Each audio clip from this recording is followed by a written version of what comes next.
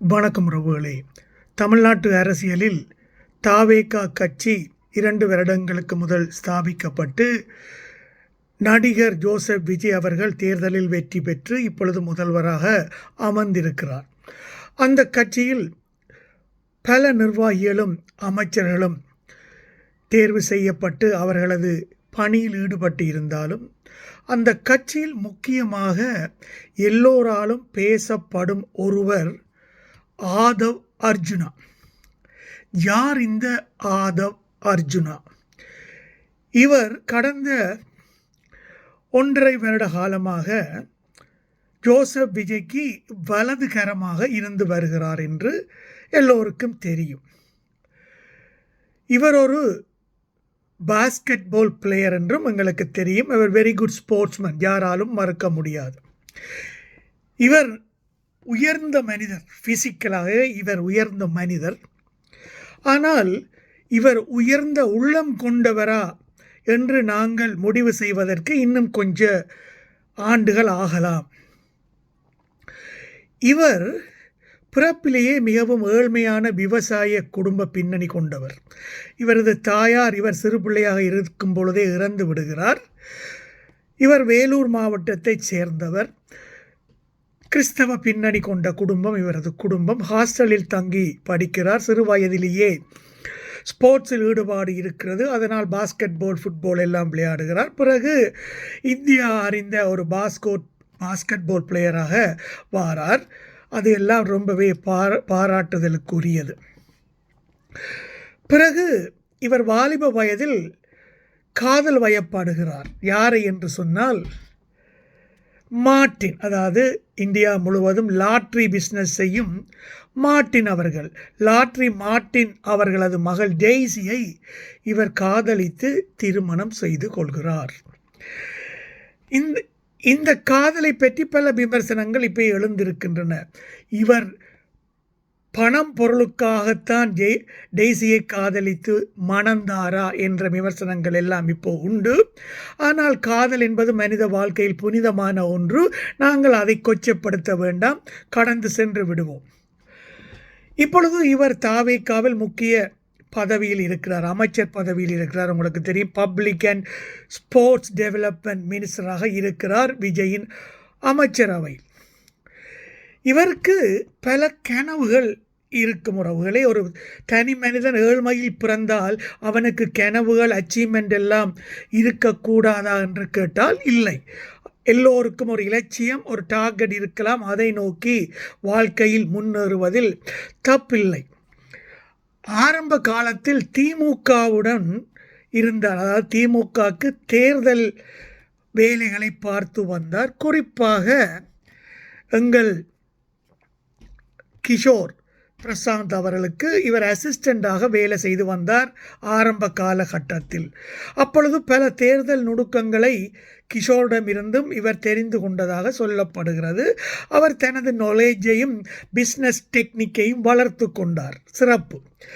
அப்படி திமுகவில் இவர் இருந்த காலத்தில் திமுக இவரது மாமனாரிடமிருந்து பணம் வேண்டியதாகவும், அதாவது கட்சி நிதி வேண்டியதாக ஒரு செய்தி வந்தது.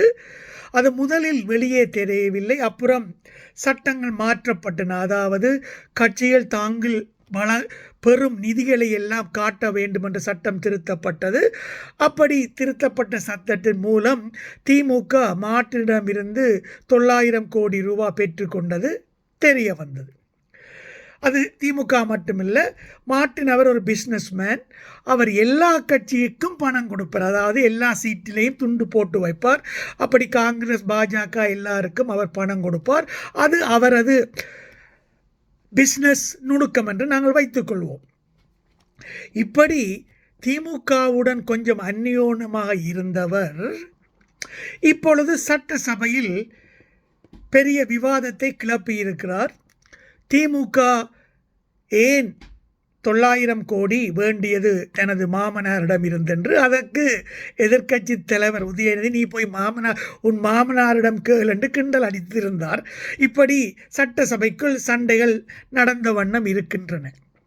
ஆனால் பொதுவானவர்கள் கேட்கிறார்கள், இவர் திமுகவுக்கு வேலை செய்து கொண்டிருக்கும் போது இவரது மாமனாரிடமிருந்து இவர்தான் 900 கோடி ரூபாயை வேண்டி திமுகவுக்கு கொடுத்தாரா என்று. அப்படி கொடுக்கும் பொழுது உங்களுக்கு தெரியும், ஒரு பிஸ்னஸ் மேனோ யாராவது பெரும் தொகையை ஒரு அரசியல் கட்சிக்கு கொடுக்கும் பொழுது அவர்கள் அதற்கு ஒரு லாபத்தை எதிர்பார்க்காமல் கொடுக்கிறதுக்கு அவர்கள் என்ன முட்டாள்களா? அப்படி என்ன லாபத்தை எதிர்பார்த்தார்கள்? மார்ட்டின் அவர்கள் பெரிய பிஸ்னஸ் மேனாக இருந்தாலும் அவருக்கு இப்பொழுது அரசியலுக்குள் வர வேண்டும், பதவிக்குள் தங்கள் செல்வாக்கை செலுத்த வேண்டும், அதனால் தங்கள் பிஸ்னஸை மேலும் வலுப்படுத்தலாம் என்ற எண்ணம் வந்திருக்கிறது. அதன் அடிப்படையில் ஆதவ் அர்ஜுனாவுக்கு MP சீட் கொடுக்க வேண்டும் என்று திமுகவிடம் கேட்டுக்கொண்டதாக ஒரு செய்தி உண்டு. ஆனால் திமுக தலைமை கடைசி நேரத்தில் அதை மறுத்துவிடவே ஆதவ் அர்ஜுனாவுக்கு கொஞ்சம் மன உளைச்சல் ஏற்பட்டதாகவும் அதனால் தான் திமுகவில் இருந்து மெல்ல விலத்தி கொண்டு வேறு ஏதாவது கட்சியை டார்கெட் பண்ண தொடங்கினாராம். அப்பொழுது மாட்டிக்கொண்டதுதான் எங்கள் விடுதலை சிறுத்தைகளும் தொல் திருமாவளவனும் உறவுகளை. அங்கு சென்று தனது பணத்தை அங்கு போட்டார், பணத்தால் அடித்தார் திருமாவளவனை. உங்களுக்கு ஞாபகம் இருக்கலாம், திருமாவளவன் அந்த காலத்தில் மது ஒழிப்புக்கு எதிராக மாநாடு போட்டார் பெரும் பொருள் செலவில். அந்த செலவெல்லாம் ஆதவ் அர்ஜுனா தான் கொடுத்ததாக செய்திகள் உண்டு. அது மட்டுமல்ல, கட்சியில் பல நிர்வாகிகளுக்கும் ஆதவ் அர்ஜுனா பணத்தால் அடித்தாராம். அதனால் ஆதவ் அர்ஜுனாவுக்கு குறுகிய காலத்திலேயே விடுதலை சிறுத்தைக்குள் உயர்ந்த பதவி கொடுக்கப்பட்டது. அந்த நிலையில் தனது பண பலத்தின் மூலம் விடுதலை சிறுத்தைக்குள் ஆங்காங்கே ஊடுருவ முயன்றார். 6 மாத காலத்துக்குள் தொல் திருமாவனுக்கு நிலைமை மோசமடைவதை உணர முடிந்தது. அதனால் எப்படியாவது இவரை கட்சிக்குள் இருந்து அப்புறப்படுத்த வேண்டும் என்று முடிவு செய்த திருமாவளவன் அதை சாத்தியப்படுத்தினார். அங்கிருந்தும் துரத்தப்பட்டார் என்று கூடி சொல்லலாம். சரி, அங்கும் தனது பருப்பு வேகவில்லை. ஆனாலும் அவரது அபிலாஷைகளும் அரசியலில் தான் ஜெயிக்க வேண்டும் என்ற வெறியும் அடங்கவில்லை. அப்பொழுது அவர் யோசித்து கொண்டிருந்த வேளையில்தான் எங்கள் ஜோசப் விஜய் அவர்களின் புது கட்சி அவரது கவனத்துக்குள் வந்தது. அவர் நல்ல புத்தி கூர்மையாக சிந்தித்தார். அந்த கட்சியில் யாரும் நிறைய விடயம் தெரிந்தவர்கள் எவரும் இல்லை, எல்லாம் தற்குறிகளும் அணில் கூட்டங்களாமே இருக்கின்றன. விஜயின் சினிமா பாப்புலரால் இந்த கட்சி திடீரென வளரவும் சாத்தியம் இருக்கிறது. நான் இப்போவே அங்கே போய் துண்டை போட்டு சேர்ந்து கொள்வோம் என்று நினைத்தார். அதன்படி சேர்ந்து கொண்டார். அங்கே இருந்து திருமாவளவனுக்கு அழைப்பு விட்டார். புத்தக வெளியீட்டு விழா அன்றெல்லாம் திருமாவளவனை கூப்பிட்டு பார்த்தார். ஆனால் திருமாவளவன் பலதும் யோசித்து விட்டு அங்கிருந்து பின்வாங்கி கொண்டார் என்பதும் எங்களுக்கு தெரியும். தாவேக்குள் நுழைந்த ஆதவ் அர்ஜுனா முதலாவது மாநாட்டிலேயே கோடிக்கணக்கில் பணத்தை அள்ளி எறிந்தார்.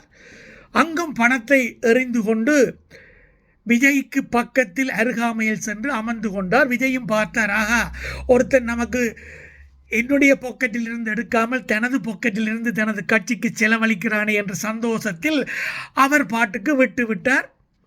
ஆதவ் அர்ஜுனாவும் அந்த கட்சிக்குள் ஒரு உயர்ந்த பதவியை அடைந்து விட்டார். சரி, இந்த நிலையில் தேர்தலுக்காக அவர் உழைத்தார் என்பது உண்மைதான். சமூக ஊடகங்கள் வாயிலாகவும் வாய்ஸ் ஆஃப் காமன்ஸ் வாயிலாகவும் ஆதவ் அர்ஜுனா தனது பணத்தை தண்ணி போல செலவழித்தார். தாவேகாவின் வெற்றிக்கு உழைத்தார் என்பது உண்மைதான். அதன் அடிப்படையில் அவருக்கு சீட்டும் வழங்கப்பட்டது. வில்லிவாக்கத்தில் போட்டியிட்டு MLAயும் ஆனார். இப்பொழுது அமைச்சராகவும் ஆகிவிட்டார்.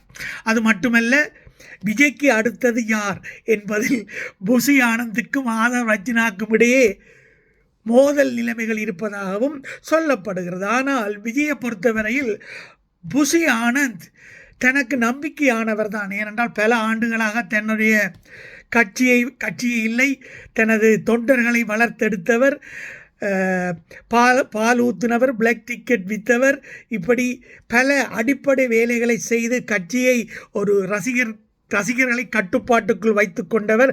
அதனால் ரசிகர்களை கட்டுப்படுத்துவதற்கு ஆதவ் அர்ஜுனா தேவை என்பதை ஜோசப் விஜய் புரிந்து கொண்டார். ஆனால் மேல்மட்டத்தில் டெல்லி அளவுக்கு அல்லது உச்ச நீதிமன்றத்தில் அல்லது பெரிய பெரிய அதிகாரிகளுடன் கம்யூனிகேட் பண்ணுவதற்கு ஆதவ் அர்ஜுனா போன்ற ஒரு நபர் விஜய்க்கு தேவை என்பதும் மறக்க முடியாது. அதன் அடிப்படையிலும் ஆதவ் அர்ஜுனாவை விஜய் அவர்கள் வளர்த்து கொண்டு இருக்கிறார் என்பது உண்மை.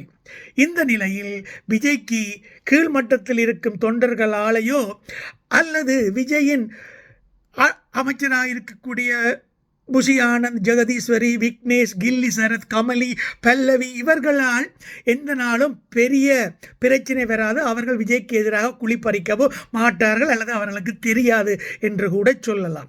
ஆனால் இந்த ஆதவ் அர்ஜுன் என்பவரை பற்றி அவரது மாப்பிள்ளையே ரொம்பவே கழுவி ஊத்துகிறார். உங்களுக்கு தெரியும், பக்கத்து புதுச்சேரியில் எம்எல்ஏயாக இருக்கிற சார்ல்ஸ் மார்ட்டின் அவர்கள் பல இன்டர்வியூக்களில் சொல்லியிருப்பார், தனது மாப்பிள்ளை ஆதவ் அர்ஜுனா நம்பிக்கைக்குரியவர் அல்ல, அவர் பிறவியிலேயே பணக்காரர் அல்ல, தன் தங்கையை மணந்து கொண்டவர் தனால் கோடீஸ்வரர் ஆனார் என்றும், அவர் தங்கள் குடும்பத்துக்கு நிறைய நெகட்டிவ் வேலையெல்லாம் பார்த்திருக்கிறார் என்று சாட்டைக்கு கொடுத்த பேட்டியில் கூட சொல்லியிருந்தார். ஆனால் தனது மாமனார் தயவில் தான் அவர் முன்னுக்கு வந்தார் என்றெல்லாம் சட்டசபையில் கூட கிண்டல் அடிக்கிறார்கள். அதில் உண்மை இருந்தாலும் ஆந்திராவில் சந்திரபாபு நாயுடு எப்படி முன்னுக்கு வந்தார்? மாமனார் தயவில் தானே. அதுபோல இப்போ இருக்கும் மாப்பிள்ளை சபரீசன் எப்படி பெரிய ஆளாக வந்தார்? மாமனார் தயவில் தானே. அதெல்லாம் நடக்கக்கூடிய நிகழ்வுகள் தான். அதே மாதிரி ஆதவ் அர்ஜுனாவும் மாமனார் தயவில் முன்னேறக்கூடாது என்று சட்டமா என்ன? வரட்டும், அதில் ஒன்றும் எனக்கு ஆட்சேபனை இல்லை. ஆனால் பிஜேபி இப்பொழுது விஜய்க்கு எதிராக சில கயிறுகளை இறுக்குவதாக தெரிகிறது. குறிப்பாக கரூர் விவகாரம், வேறு ஊழல் பிரச்சினை எல்லாத்தையும் கட்டம் கட்டி பிஜேபி இருக்கப் போவதாக செய்திகள் கசிகின்றன. அப்படி ஜோசப் விஜய் மீது வழக்கு போட்டு அவர் சிறிது காலம் சிறைக்குள்ளே பிஜேபி அனுப்பக்கூடிய ஒரு நிலைமை வந்தால் தான் அடுத்த சிஎம் என்று இவர் எங்கட மார்ட்டின் அவர்கள் பிளான் பண்ணி அதற்கு ஏற்ற மாதிரி காய்களை நகர்த்தி வருவதாகவும் தகவல்கள் கசிகின்றன. உறவுகளே, யாருக்கு தெரியும், சினிமா மாயை கொண்ட இளைஞர்களால் ஜோசப் விஜய் எதிர்பார்க்காத மாதிரி முதல்வர் நாற்காலிக்கு வந்த மாதிரி ஆதவ் அர்ஜுனா அவருக்கும் ஒரு வாய்ப்பு கிடைக்கலாம் தானே, காலம் கொடுக்கலாம் தானே. விஜய் அவர்கள் சட்டப்படியில் சிக்கி ஏதாவது ஒரு காரணத்துக்கு நாள் சிறைக்குள் செல்ல நேர்ந்தால் தமிழ்நாட்டில் அடுத்த சிஎம்மாக ஆதவ் அர்ஜுனா வந்தாலும் ஆச்சரியப்பட மாட்டேன் நான். நீங்கள்